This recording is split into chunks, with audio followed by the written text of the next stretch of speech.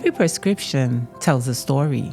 Behind it lies a system of regulation, compassion, and commitment. In the Virgin Islands, pharmacists are the silent guardians of our health.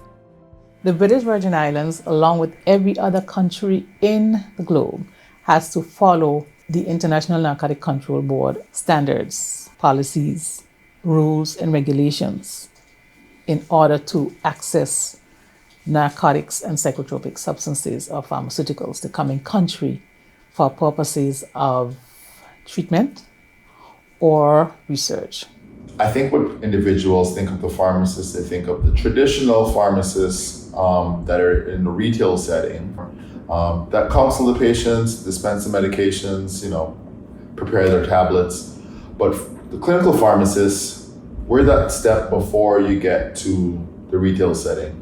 So we work with the physicians, we work with the nurses, and we work with other healthcare professionals to ensure that what you're getting once you're in the hospital, you're getting that optimal care, because we want to make sure that those other healthcare professionals, they're doing what they're supposed to be doing.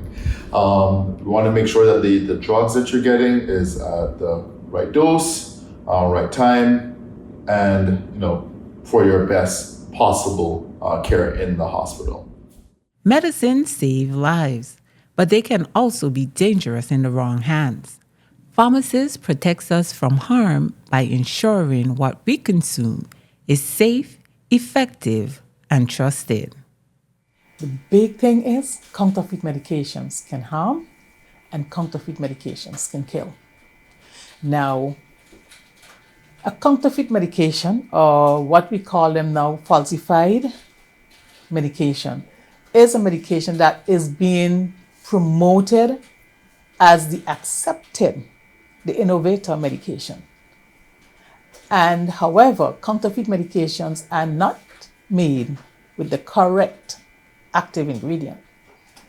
So when we shortchange and look to get something that is less expensive, and we go and we buy it maybe not from a reputable pharmacy, from the black market, or we get it from a friend or on the internet, we may get something that is not beneficial to our bodies and to the conditions that we have. I will give you an example. When everything really began with counterfeit medication was this lady who actually purchased some antibiotics, or what she thought was antibiotics, on the internet because she did not want to go to the doctor. And she thought that she can treat herself of the flu, of the cold. So she went online and she ordered what she thought was the antibiotic. And within days she was dead. And when they found it, the capsule was actually filled with strychnine and no active pharmaceutical ingredient. There have been cases of counterfeit medicines, where people sought to buy birth control tablets, not through the normal operational registered channel by government. And however, they found that those birth control tablets, upon analysis, because all these ladies were getting pregnant, they found that they were made with cement. So there are many different things. We have found medicines made with glass. We have found, very recently, there was a case with children where the cough medicine was made with antifreeze. This is what we put in our cars. And the children died. Some children who did not die ended up with organ damage. So we have to be careful. It is not like me going down the road, cannot afford that Louis Vuitton bag. So I buy a knockoff, as we say, because I can get away going down the road looking nice with my bag. But if I take counterfeit medications, and those who manufacture those medications, they don't care about us. They just want the money. I can end up either with organ damage, my kidney, my liver, or I can end up dead, as has been proven in many cases. So we must be careful. It may cost a little extra. You may need to go to the normal channels of seeing a doctor or seeing your physician and getting your prescription, but it can save your life. Client counseling is very important as it relates to patients, because that is the guide and that is also information that is vital for that patient to use the medication. Remember, we are not going to be at home with these patients, so we have to equip them with the knowledge and how they should use it correctly so that they are able to treat themselves while they're at home. And also, that would help them to, if they have any concerns or any queries in relation to that medication, you're able to clear that up. So it's definitely important. So every pharmacist in the community practice should always observe proper dispensing and safe dispensing them, right? So whenever a patient would come into pharmacy and present a prescription, we could always do double check-in, like always double check-in. So when the prescription arrives, you always ask the patient, because sometimes it's not the patient that's bringing the prescription. So you always ask them who the prescription is for, and then double check everything, like the dosage, the name of the drug, if the drug and the brand, the brand that the doctor prescribed corresponds to the generic name of the drug, the dosage, the proper dosage of the medication, like, because sometimes there are instances when the prescription or the drug is for the babies, but then the dosage is like for adult dosing.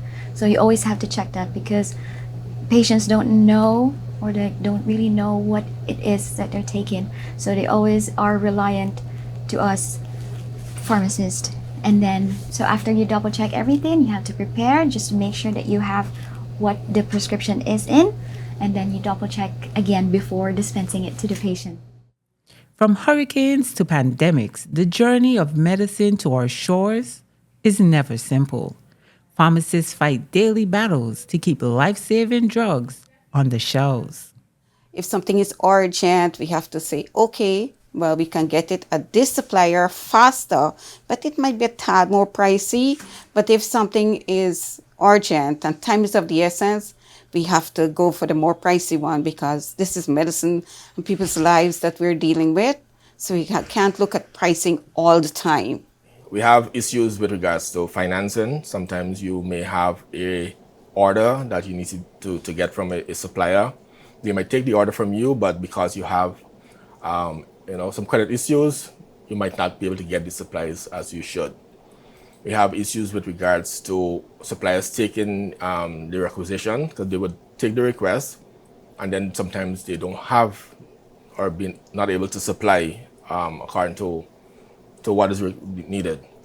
We also have issues with regards to import licenses, because we have, whether it be customs, we need to have documentation done on one hand. We also have needs for some items we need import license, depending on the region. The US might be different from the UK, but it all comes together in terms of the challenges.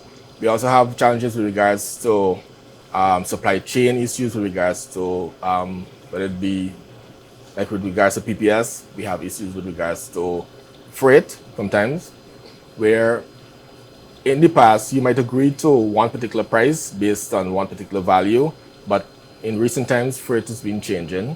Freight change, of course, the agreement will have to change, price would change. So you have those challenges. We also have challenges with regards to quality of the product. Sometimes you agree to one particular product, supplier may want to change to another product, but the product might not match a certain standard, and we may have to reject that product. Those are some of the challenges that we have. In recent times, we had challenges with regards to what we call COVID. That was a major challenge, because a lot of the institutions were closed. Some governments were not exporting items. So we had that as a challenge. We also had challenges before that with regards to armor, where security is important with regards to getting supplies in. And those, when you have ports damaged and you can't get supplies in because of, let's say, hurricane, that creates a special challenge with regards to procurement, because you now have to find a way to get the supplies in. So, because we as a hospital, we're catering for the entire island. So when you have ports damage and you need external assistance sometimes, whether it be the UK government involved, Ministry of Health involved, those kind of things get into play with regards to helping us resolve our issues. So we use two equipment here, the Medidose and the Euclid. The Medidose do injectable and oral liquid, also tablets and capsule. The Euclid that can only do capsule and tablet, no injectable, no liquids. And we don't normally run medication like amoxil, augmentin, because we don't know the interaction with patients. So we usually do those with the Medidose. The Medidose, we usually get a green blister package. We could put the tablet in one by one, so you don't have to run through the machine. So there will be no interaction. Sorry. With bulk dispensing on the ward, we have the Omnicell, which would would take a pill bottle and would put several tablets inside and would label it like with the strength and the batch. With unit dose, it's one individual medication inside where the nurse could just break one and she can scan it at the bedside for the patient and it would be the right medication for the right patient at the right time. Beyond the pharmacy counter, a world of systems and safeguards silently protect patients every day. First one is the cycle count, wherein you physically count the medications that you have in stock regularly. So it's like, I mean, you could do it like once a month just to check whatever you have in store and then whatever you need for the next ordering. The second one is the FIFO, which is the first in, first out. So you always have to check the expiry dates, ma'am, because sometimes the supplier would give you a longer expiry date or a near expiry date just to avoid any stockouts or overstocking also. And then the last one would be physical, like organization in your display. So every pharmacy is different. Sometimes they classify it according to the therapeutic use of the drugs. They classify it according to alphabetical order or the manufacturer. Sometimes, yes. The British Virgin Islands Health Services Authority, we have an electronic health record known as Meditech. And we also have a medication dispensing cabinet. I try to keep it as simple as possible. That's called Omnicell, that's the name of the company.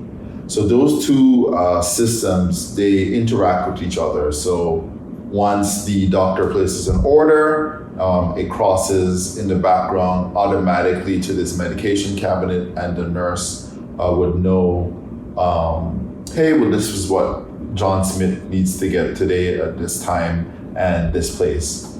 Of course, these are computers and it's going to need a bit of some human interaction and some clinical knowledge behind all of that. Because we can build these things, we can build this technology, but we want to make sure that it's still, at the end of the day, focused on the patient. So that's where I come in. I make sure that, because we can actually pre-build some doses depending on the medication to kind of help speed along the process, make sure that the doctor spends a lot of time with you.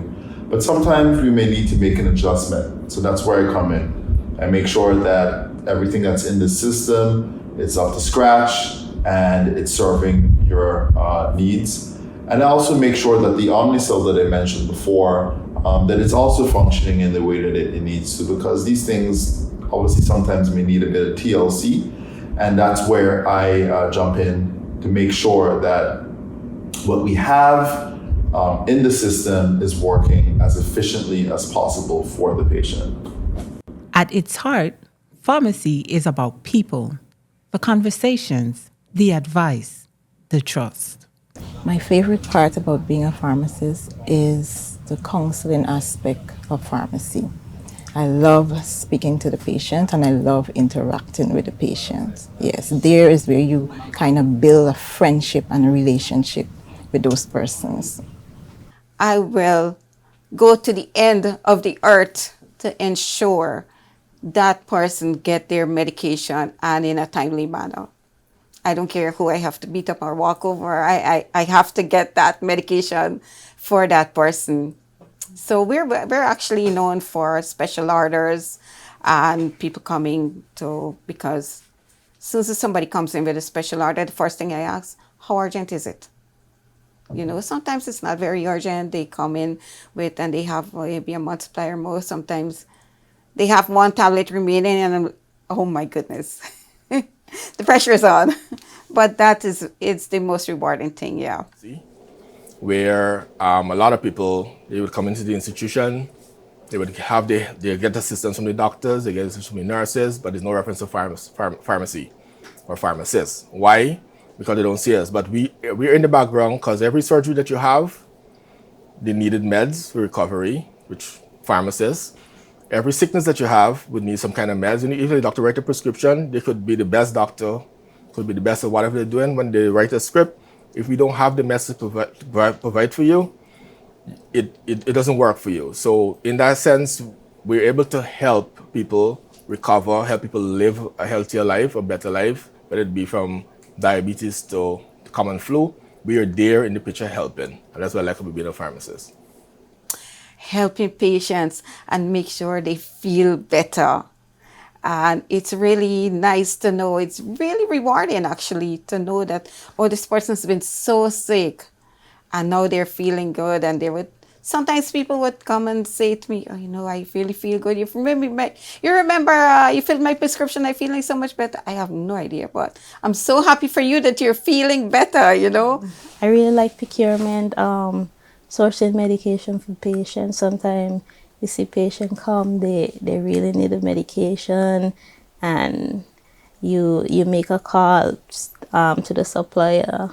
Like, depending on your relationship with the supplier, you could be able to get the medication within a couple of days, and the patient probably in dire situation, and you get to help a patient survive.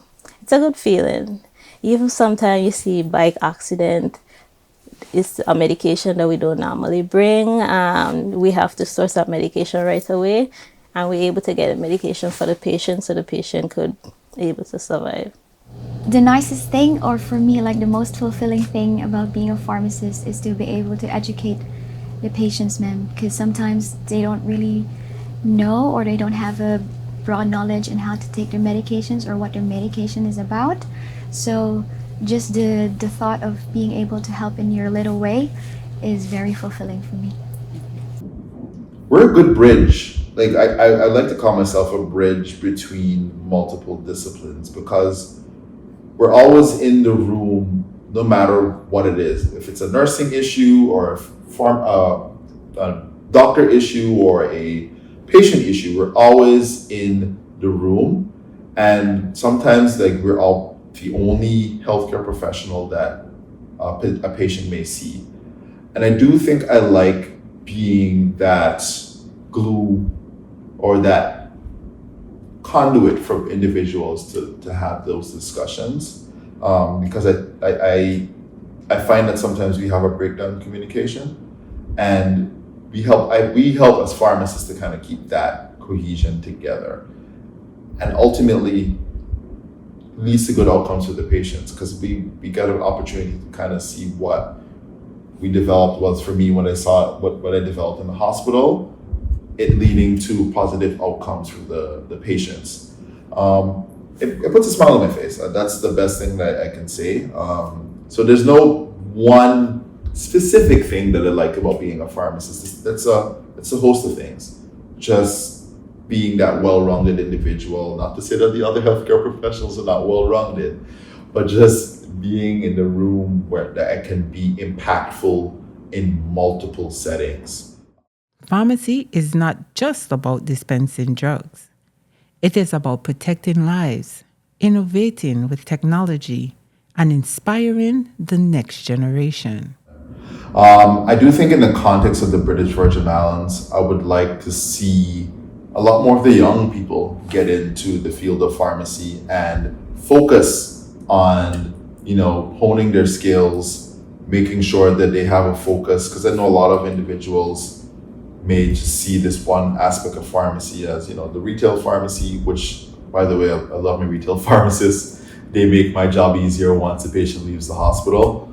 But I would love for number one, a lot more young people to kind of get into the inpatient, that's within the hospital side of things. I want to ensure that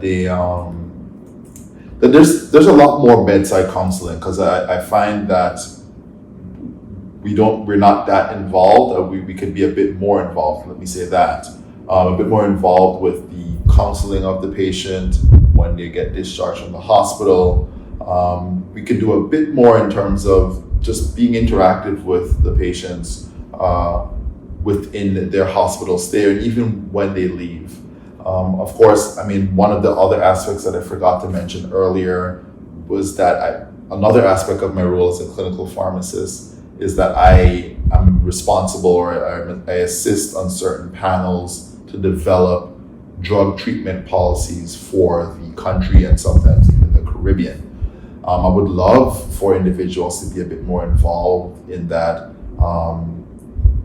and for it to be a bit more of an accurate reflection of what happens in the Caribbean, because often I think we get a lot of policies written from someone in the United Kingdom or the US or Canada. Those guys are great. I mean, they have a lot of data, but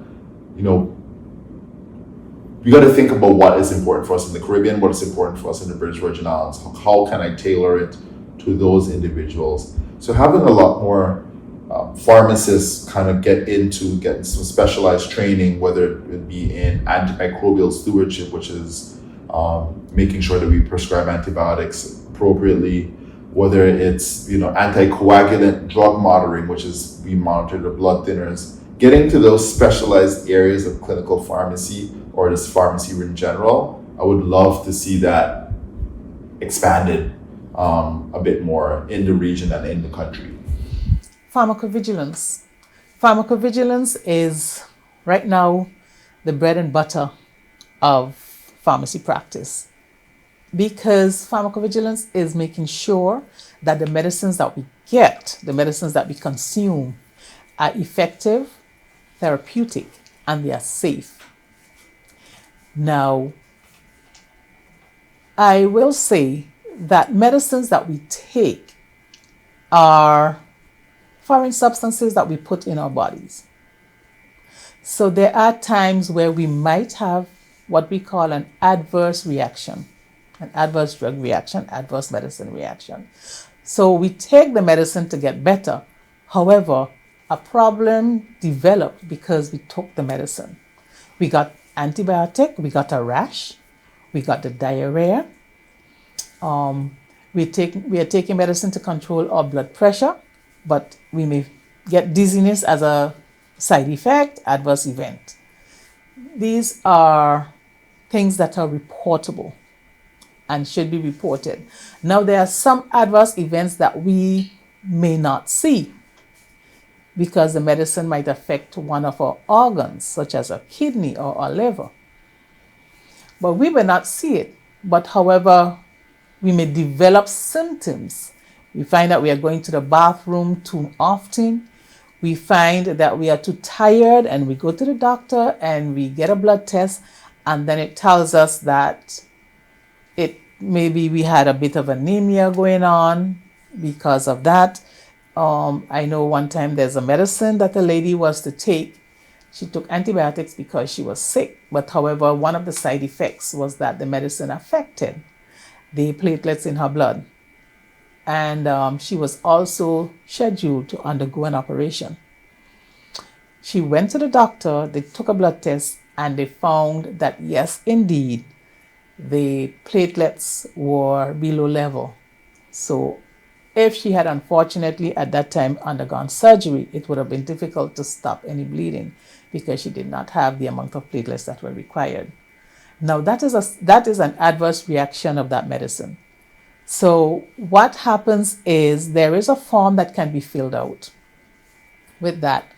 And all the information generates it generates a credit card-like form that can sit in your wallet, and you can walk with that anywhere in the world. And it would tell you what medicine was used, what was the ADR, adverse drug reaction, that was experienced. It also has the number and registration. It also has the contact number and registration for the health professional who reported it. Now, all of this information is to be fed to the Office of the Chief of Drugs. It's collated here and then it is sent to CARPHA, the Caribbean Pharmaceutical Agency. There at CARPHA, it is shared with the Uppsala Monitoring Center, that is the global institution that is responsible for pharmacovigilance. And our information is entered into a database for the British Virgin Islands. Pharmacists are not just dispensers, they are guardians of life.